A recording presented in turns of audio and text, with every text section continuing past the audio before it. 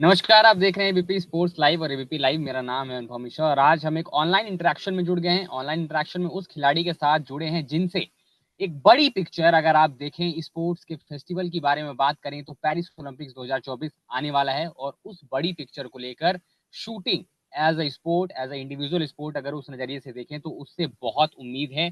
और उसी पर्सपेक्टिव्स को लेकर आज हमारे साथ इस ऑनलाइन इंटरेक्शन में जुड़ गई हैं अंजुम मुदगिल, जिनसे हम बात करेंगे, इनके शूटिंग के बारे में बात करेंगे, इनके स्पोर्ट्स के बारे में बात करेंगे, पेरिस ओलंपिक्स के बारे में बात करेंगे। सबसे पहले तो अंजुम, बहुत बहुत शुक्रिया अपना कीमती वक्त हमें देने के लिए। Thank you. मैं भी वेट कर रही हूँ आपके साथ इंटरेक्शन के लिए। जी। सो अंजुम, सबसे पहले तो हम स्पोर्ट्स के बारे में बात करेंगे। बड़ी पिक्चर अगेन, सब कुछ जो भी रिवॉल्व करेगा, अभी आप कहीं भी बात करोगे ऑब्वियसली वो पेरिस ओलंपिक्स को लेकर ही कहीं ना कहीं उस सारे सवाल आएंगे निकल कर, तैयारियों के बारे में पूछा जाएगा। बट सबसे पहला सवाल इन और फर्स्ट इंटरेक्शन यही मैं पूछना चाहूंगा कि इस सफर की शुरुआत कैसे हुई थी? चंडीगढ़ पंजाब से निकल कर आना और फिर बीच में बड़ी सारी चीजें हुई, बड़े सारे वो एक जो हडल्स होते हैं जिनको आपने पास किया, वो कुछ एक स्टोन्स होते हैं जो आप रखते गई, लेकिन वहां से सफर शुरू हुआ और आज यहाँ इस सफर के बारे में हमें कुछ बताएं। जी अनुभव जी, सो 2008 में मैंने अपनी शूटिंग की जर्नी शुरू करी थी चंडीगढ़ से, और एनसीसी के थ्रू। तो मेरे मदर ने अपने स्कूल कॉलेज में शूटिंग करी है एनसीसी के थ्रू, तो उन्होंने ही मुझे इस गेम से इंट्रोड्यूस करवाया। और 2008 में मैंने पहला कंपटीशन खेला था जो एकदम ही बेसिक डिस्ट्रिक्ट लेवल था एनसीसी में। और उसके बाद 2009 में मेरा पहला नेशनल्स खेला था मैंने। और मुझे मतलब पहली बार जब मैं इंडिया के लिए खेलने गई थी तो वो 2011 था, जब मैं जर्मनी गई थी जूनियर्स में खेलने के लिए। और तब से लेकर मुझे मतलब अब 14-15 साल हो गए शूटिंग करते हुए। और तो मुझे 10 साल लगे कॉमनवेल्थ गेम्स का मेडल जीतने के लिए, और मेरा पहला वर्ल्ड कप मेडल 2018 में आया था। एंड उसके बाद जो जर्नी है, मुझे बहुत ही अच्छा लगता है कि काफी अप्स एंड डाउन्स के साथ रही है ये जर्नी। तो काफी कुछ सीखने को मिला है, और मैं थैंक यू करती हूँ अपने उस चैलेंजेस को और उन सारे माइलस्टोन्स को जो मैंने अचीव करे इतने सालों की जर्नी में। और अब मैं पेरिस के लिए तैयारी कर रही हूँ। और बस यही अभी तक की जर्नी है, और आ, अभी बहुत लंबी होगी। बिल्कुल, उम्मीद करते हैं बहुत आगे जाए और इसमें खूब सारी ट्रॉफीज हों और आप देश का नाम, अपना नाम, अपने परिवार का नाम, अपने कोचेस का नाम और रोशन करती रहें।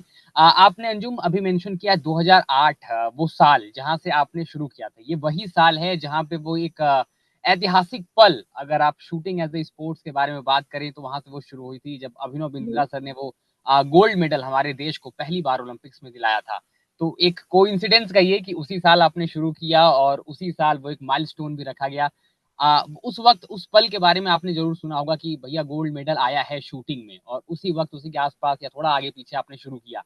कैसी थी वो फीलिंग जब आपको उसके बारे में बताया गया? शायद उस वक्त इतनी समझ नहीं रही होगी, शायद उस वक्त बिल्कुल। शूटिंग एज ए स्पोर्ट शायद इतना पॉपुलर नहीं रहा होगा, but again pursuing your career in shooting at that moment कितना डिफिकल्ट था, और फैमिली सपोर्ट खास तौर से आपने बताया मदर को आपने मेंशन किया, उनके सपोर्ट को मेंशन किया। बिल्कुल, आपने एकदम ठीक कहा। उस टाइम पे कोई शूटिंग स्पोर्ट को ज्यादा जानता नहीं था, ना मीडिया में कवर होता था, ना लोगों को पता था कि ऐसी भी कोई गेम है जिसमें आप राइफल या पिस्टल शूट करते हो और वो वर्ल्ड कप और ओलंपिक लेवल पे खेली जाती है। जब मैंने भी शुरू किया था मुझे बिल्कुल आइडिया नहीं था कि ये इतने इंटरनेशनल होते हैं इस गेम में और ओलंपिक्स होता है। फिर जब अभिनव भैया का मेडल आया 2008 में, तो वो काफी अच्छा टाइम था इंडियन स्पोर्ट्स के लिए, और स्पेशली शूटिंग के लिए, क्योंकि जितने भी रिकग्निशन हमारी गेम को मिली है उनके मेडल के बाद बहुत हम्म, ज्यादा बड़ा है। तो आई थिंक तब मुझे लोगों को बताना बहुत आसान था कि मैं कौन सी गेम खेलती हूँ। उससे पहले बहुत मुश्किल लगता था बताना कि हम करते क्या है, कौन सी गेम खेलते हैं, कैसी राइफल चलाते हैं, और हम्म, इसके फ्यूचर क्या है। तो जब हम्म, उनका मेडल आया तो उसका फ्यूचर बताना हमें बहुत आसान था कि ऐसे ओलंपिक्स होता है और अलग अलग इंटरनेशनल्स होते हैं। तो वो चीजें उन्होंने हमारे लिए एक बहुत ही इजी वे पेव कर दिया था अभिनव भैया के मेडल ने। और उसके बाद से और भी बहुत हमारे शूटर्स के मेडल आए थे। गगन भैया का मेडल आया था, और विजय सर का मेडल आया था। तो उनके मेडल्स के बाद शूटिंग को काफी रिकॉग्निशन मिली, और अब आप देख सकते हैं कि किसी भी और गेम की तरह शूटिंग को एकदम टॉप पे माना जाता है, और शूटर्स काफी अच्छा खेलते हैं अलग अलग कॉम्पिटिशन्स में। बस अभी एक ओलंपिक मेडल की वेट है, तो वो आई एम श्योर कि पेरिस में पूरी हो जाएगी। बिल्कुल वो पेरिस में पूरी हो जाएगी, इसकी उम्मीद हम सभी करते हैं और हमें पूरा विश्वास है कि वो पूरा होकर रहेगा इस बार पेरिस ओलंपिक्स 2024 में। अंजुम, आपने अभिनव सर की बात करी अभी, हाल ही में उनसे मैं एक स्पोर्ट्स इवेंट में मिला था, स्पोर्ट्स साइंस इवेंट में बेसिकली। सो जब उनसे मेरी बातचीत हुई, उन्होंने बड़ा भरोसा जताया इस बार की जो हमारी शूटिंग टीम होगी, ऑल द टीम्स, जो भी अलग अलग जो कंपटीशन शूटिंग होंगे जिसमें वो पार्टिसिपेशन अपनी दिखाएंगी, उनको इस बार की शूटिंग टीम से बड़ी उम्मीदें। कहा उन्होंने एशियन गेम्स का रेफरेंस भी दिया, क्योंकि हमने पिछले साल देखा एशियन गेम्स में कितना शानदार प्रदर्शन शूटिंग कॉन्टिजेंट ने हमारी टीम से टीम ने किया है एशियन गेम्स में। आज जो शानदार प्रदर्शन निकला है, उसको लेकर इस बार पेरिस ओलंपिक्स में वो कॉन्फिडेंस जरूर होगा, क्योंकि आप सारे जितने भी प्लेयर्स हैं, आप कॉम्पीट करते हो, आसपास में वो बातचीत जरूर होती होगी। वो एक जो सर्कल होता है उसमें बातचीत होते हुए कैसी तैयारी चल रही है, क्या सारी चीजें चल रही हैं, उस कॉन्फिडेंस, उस तैयारी के बारे में हमें कुछ बताएं। बिल्कुल। टीम ने पिछले साल से काफी अच्छा कर रहे हैं सारे एशियन गेम्स में, जैसे आपने कहा काफी अच्छा रहा था। कितनों के मेडल आए थे, कितने शूटर्स ने वर्ल्ड रिकॉर्ड शूट किए थे, तो आई थिंक उसके बाद भी हमारी वर्ल्ड चैंपियनशिप भी हुई, वर्ल्ड कप्स भी हुए, तो इंडिया अभी काफी यंगस्टर्स हैं जो काफी अच्छा कर रहे हैं, और कुछ एक्सपीरियंस प्लेयर्स भी है टीम में। सो सबकी तैयारी को देखें और सबकी जो भूख है मेडल की उसको देखे, तो हम कह सकते हैं कि हाँ, पेरिस में जरूर एक से ज्यादा मेडल आएंगे। और हम अपनी उम्मीद और अपनी अपनी ट्रेनिंग पे पूरा ध्यान दे रहे हैं सारे एथलीट्स, और अपना 100% करेंगे वहां पे। And I am sure India के लिए जरूर मेडल आएगा। बिल्कुल। अंजुम, अभी आपसे बात करने से पहले I was going through about your journey and all. उसमें एक स्टेटमेंट दिखा, आप पहले तो मुझे करेक्ट करिएगा कि ये आपका स्टेटमेंट है नहीं, जहाँ पे आपने कहा कि अब इंडिया में जो शूटिंग कल्चर है वो काफी बेहतर हो रहा है, काफी बढ़ रहा है। स्पेशली जो कंपटीशन है वो काफी इंक्रीज हो चुका है। आप कई मर्तबा इंटरनेशनल लेवल पर भी शूटर्स को इतने अच्छे शूटिंग स्कोर्स करते नहीं देखते हैं जितना कंपटीशन अब आपको इंडियन शूटर्स में देखने को मिलता है। बिल्कुल। Indian Indian level of shooting, और स्पेशली जो पार्टिसिपेंट्स की क्वांटिटी है शूटर्स की इंडिया में, वो बहुत, कितने कंट्रीज को मिला के भी इतने शूटर नहीं होते जितने इंडिया के अकेले के शूटर्स हैं। इसीलिए जब हमारा कोई भी नेशनल लेवल कंपटीशन होता है तो उसमें इतने हाई स्कोर्स होते हैं, लिटरली 0.1 के अंदर अंदर ही तीन चार शूटर्स होते हैं, और 1.0 के अंदर ही टॉप 8 खत्म भी हो जाता है। तो इंडियन लेवल शूटिंग का इतना हाई है कि जब भी हम इंटरनेशनल जाते हैं तो वहां पे जाके ऐसा लगता है कि इससे अच्छा कंपटीशन, या कई बार तो उससे ज्यादा हाई रिजल्ट्स इंडिया में ही है। तो इसीलिए आई थिंक, क्योंकि हमें इतना टफ कंपटीशन अपने होम कंट्री में ही मिलता है, इसलिए इंडियन शूटर्स बाहर जाके काफी अच्छा परफॉर्म करते हैं और बेसिक स्कोर्स बहुत अच्छा देते हैं। सो ये आई थिंक हमारे लिए बहुत लकी चीज है कि हमारे पास टैलेंट की कमी नहीं है, शूटर्स की कमी नहीं है, और अब सपोर्ट, गवर्नमेंट के सपोर्ट की कोई कमी नहीं है। तो इसीलिए अभी इंडियन शूटिंग काफी अच्छा प्रदर्शन कर रही है। बिल्कुल। ये तो देखिए शूटिंग की बात हुई, ये सारी चीजें हुई। आपके बारे में एक और इंटरेस्टिंग चीज जो मैंने पढ़ी अंजुम, पेंटिंग वगैरह से related, that Anjum is artist also, art work ji. से आपको बड़ा लगाव है, आप पेंटिंग्स वगैरह करती हैं। इस हॉबी के बारे में हमें कुछ बताएं, क्योंकि दो बिल्कुल अलग टेंजेंट पर काम करने वाली चीजें हैं। एक तरफ आर्ट वर्क है और दूसरी तरफ फिर अपने गेम से वो आर्ट वर्क बनाना। बिल्कुल। तो जितना शांति हमें ये अपनी गेम में रखनी होती है, और जितना हमें अपने इमोशंस को कंट्रोल रखना होता है, आई थिंक वही मुझे शूटिंग के दौरान और शूटिंग के बाद पेंटिंग करने में लगता है कि जितना मुझे आराम मिलता है पेंटिंग करने में, और जब वो रिजल्ट आता है, पेंटिंग अच्छी बनती है, उसकी जो खुशी होती है, आई थिंक वो मुझे अपनी शूटिंग से माइंड स्विच ऑफ करने के लिए बहुत हेल्प करती है। और मेडिटेशन है मेरे लिए पेंटिंग। तो जब मैं पेंटिंग कर रही होती हूँ तो मेरे लिए कोई डिस्ट्रैक्शन डिस्ट्रैक्शन ही नहीं लगती, मतलब मैं इतना अपने जोन में होती हूँ कि वो मेरे लिए मेडिटेशन है। और मेरे लिए शूटिंग के अलावा और भी बहुत सारी चीजें हैं जिन पे मैं ध्यान देती हूँ, क्योंकि क्या होता है, अगर आप 100% सिर्फ एक ही चीज करते रहो, आप कुछ टाइम के बाद आपका मेंटली बहुत टायर्ड हो जाते हो आप।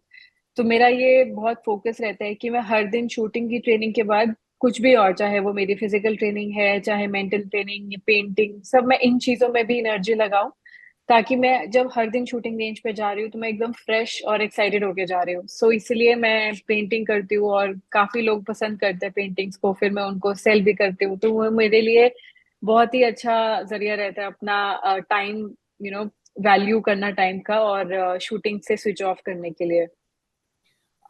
शूटिंग से स्विच ऑफ करने के लिए पेंटिंग का सहारा लेना। अंजुम, दो ऐसी चीजें जहां पे आपको कंसंट्रेशन जो आपका है उसको बड़ा मेंटेन करके रखना पड़ता है। पेंटिंग अगेन, वो जब आप बड़ा कीन वर्क करते हो पेंटिंग में, थोड़ा सा भी ब्रश इधर उधर हुआ तो चीजें, आपकी जो सारी मेहनत है वो शायद उस पर पानी फिर सकता है। And again when you come to sport shooting, वहां पर भी आपको कंसंट्रेशन, वो एक एकाग्रता जिसकी हम बात करते हैं, जो इंटेंट की बात करते हैं, दोनों अब बिल्कुल, मैं जैसे मैंने शुरू में बोला कि दो अलग टेंजेंट पे चलने वाली चीजें, लेकिन वो जो कॉमन पॉइंट जहां पे वो मिलती हैं वो है कि आपका पीक कंसंट्रेशन। इससे आपको बिल्कुल। कैसे मदद मिलती है इस चीज के बारे आई थिंक जैसे जब मैं पेंटिंग कर रही होती हूँ, तब मैं वही, जब आप बहुत बारीकी से पेंट ब्रश से कुछ पेंट कर रहे हैं, या आपको बहुत ध्यान से कोई चीज एकदम परफेक्ट बनानी है, तब मेरा ध्यान होता है मेरी ब्रीदिंग पे, और कि मैं बहुत स्लोली ब्रीथ करूं, क्योंकि सांस भी लेना है। कई बार तो मैं बहुत देर तक रोक के उस चीज को खत्म करती हूँ, फिर मेरे को ध्यान आता है कि नहीं, ब्रीथ करना है, तो फिर मैं डीप ब्रीथ करती हूँ। सेम हमारी शूटिंग में है। तो जब हम शूट कर रहे होते हैं, तो हमारा एक पूरा ब्रीदिंग साइकिल है जो हम फॉलो करते हैं, और वो काफी डीप और स्लो होता है।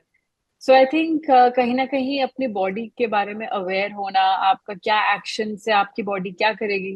जैसे मैंने शूटिंग में सीखा है, जितना शूटिंग की वजह से मैंने अपना माइंड और अपने बॉडी पे कंट्रोल सीखा है, उतना ही मैं पेंटिंग में भी उसको ट्राई कर सकती हूँ। और पेंटिंग से भी बहुत कुछ सीखने को मिलता है मुझे, जब मैं अलग अलग कर रही हूँ। और जब पेंटिंग अच्छी नहीं बनती, वैसे ही अगर कोई रिजल्ट अच्छा नहीं आता है, उससे कैसे ओवरकम करना है, उस गलती को कैसे बेटर करना है। थिंक कहीं ना कहीं लाइफ हर एक दो चीजों के साथ आप रिलेट कर सकते हो, और हर एक की गलती से आप सीख के दूसरी चीज में बेटर कर सकते हो।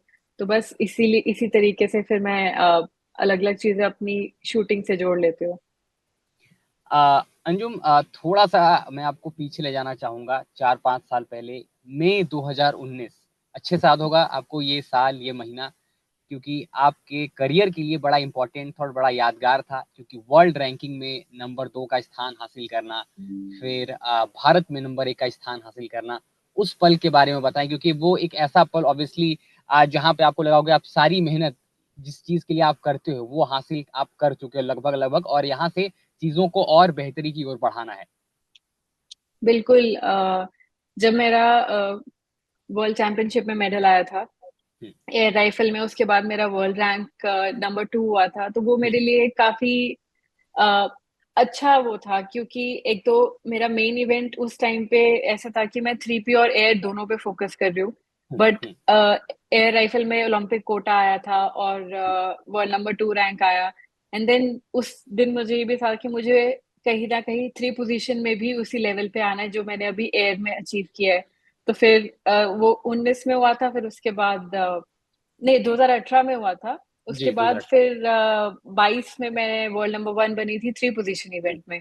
तो वो मेरे लिए जो जर्नी थी अप्स एंड डाउन्स की, बीच में कोविड आया, ओलंपिक ईयर था, और काफी क्रिटिसिज्म था ओलंपिक्स के बाद। सो आई थिंक वो सारी चीजें कहीं ना कहीं हमें इतना स्ट्रांग एज ए ह्यूमन और एज ए स्पोर्ट्समैन बना देती है, कि हम अपने आप को बस फिर इसी चीज पे रखते हैं कि हाँ, जो हमने अपनी मेहनत करनी है, जो चीज हमारे हाथ में है, हम वो करें। और अपने जो टास्क और गोल्स हमने अपने लिए रखे हैं, चाहे वो वर्ल्ड नंबर 1 बनना है अलग अलग इवेंट में, चाहे वो इंडिया नंबर 1 बनना है, या वर्ल्ड चैंपियन बनना है, तो फिर मेरा सारा फोकस उसी चीज में था। ओलंपिक कोटा जीतने के बाद, ओलंपिक्स में जाने के बाद, वही तो इसलिए मेरे को काफी अच्छा लगा था कि मैं उस टाइम पे वर्ल्ड नंबर 1 बनी थी, वर्ल्ड नंबर 2 बनी थी एयर राइफल में, और 2022 में मैं 3 पोजीशन में वर्ल्ड नंबर 1 बनी थी। अंजुम, आपने एक बात कही कि ओलंपिक कोटा आपको मिला, एंड आफ्टर दैट जब ओलंपिक कंप्लीट हुआ, वो कंपटीशन से आप आई, आपने क्रिटिसिज्म की भी बारे में बात करी।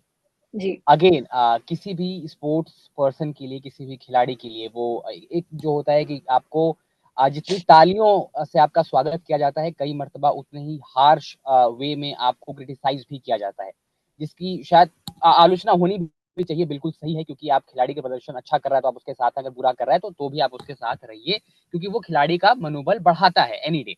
वो ओलंपिक जब बेहतर नहीं गया, अंजुम के दिमाग में क्या चल रहा था? देखिए, बाहर जो बातचीत चल रही है, जो सारे एक्सपर्ट हैं, वो जो सारी चीज़ें हैं, जो सारे फैन्स हैं, वो कोटा मिला, फिर भी पर निराशाजनक प्रदर्शन रहा, वो सब अलग एक पर्सपेक्टिव है। बट एज़ अ प्लेयर आप वहाँ कॉम्पीट करके आए हो, आपको लेवल ऑफ कॉम्पिटिशन पता है और आपको पता है आपकी तैयारी कैसी थी। आपके दिमाग में, आपके नज़रिए से कैसी रही थी चीज़ें?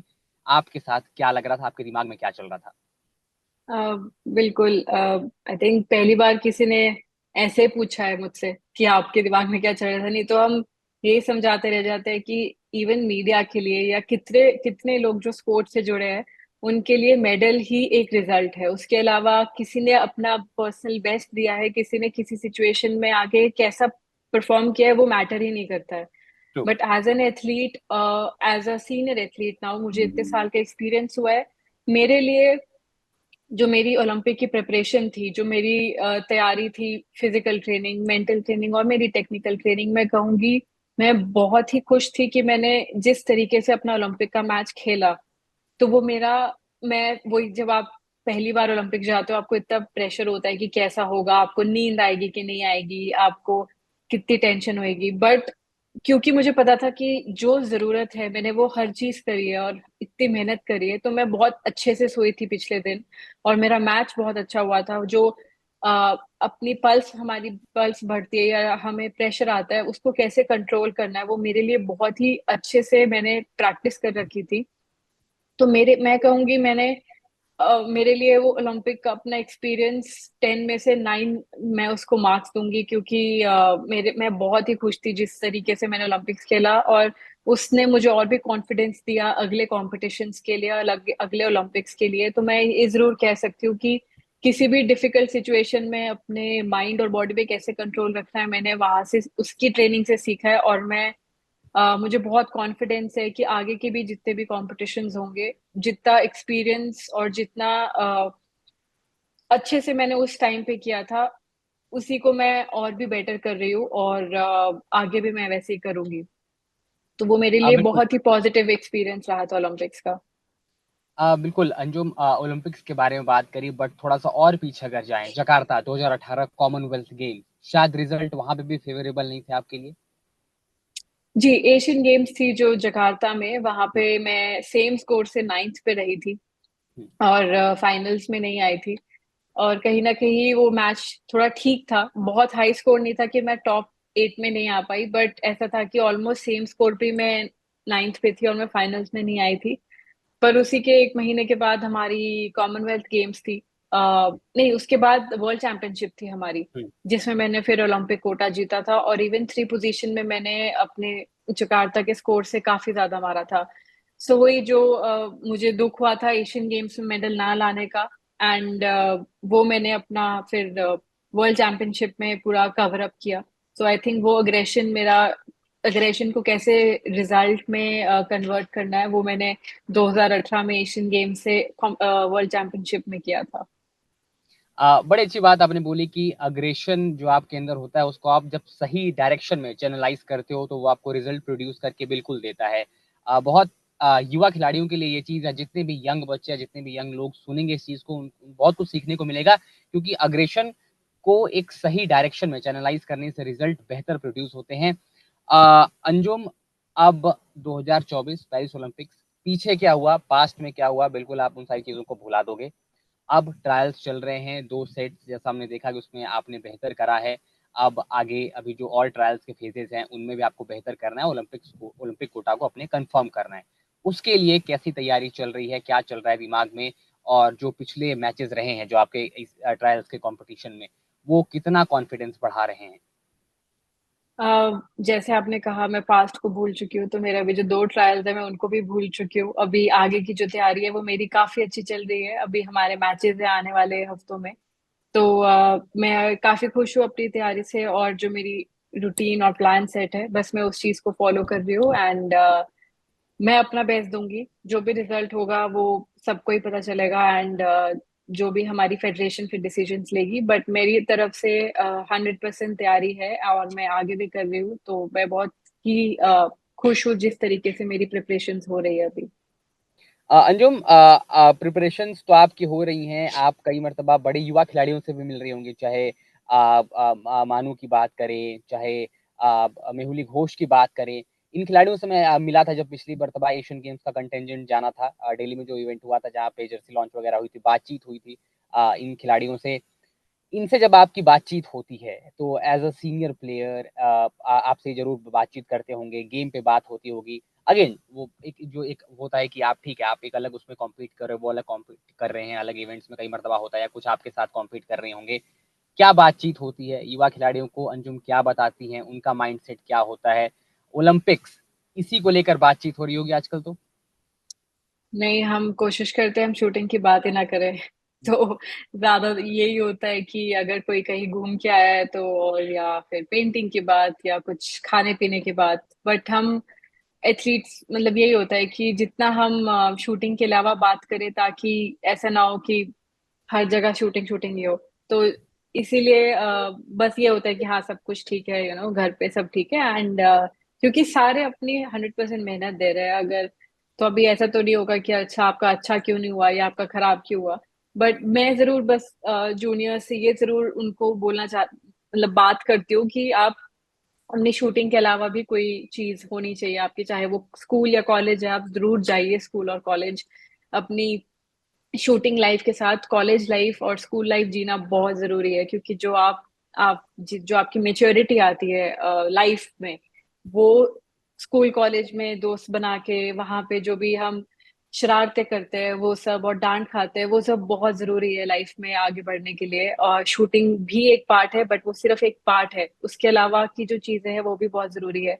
तो हम ऐसी बातें करते हैं कि आप इसके अलावा क्या कर रहे हो, और क्योंकि शूटिंग तो सब इतनी अच्छी कर रहे हैं उसके बारे में तो कुछ उनको सिखाने के वो नहीं, उनसे तो मैं सीखती हूँ कि हाँ ये चीज इससे इतना अच्छा कॉन्फिडेंस है इसका, या इसमें ये चीज कितनी अच्छी है कि ये हारना नहीं चाहते या कुछ भी ऐसा। बट जो मैं उनको ये सिखा सकती हूँ बस वो यही है कि अगर कोई भी तकलीफ है तो वो खुल के उसके बारे में बात करे किसी भी अपने से, और शूटिंग के अलावा क्या कर सकते हैं वो जरूर करें।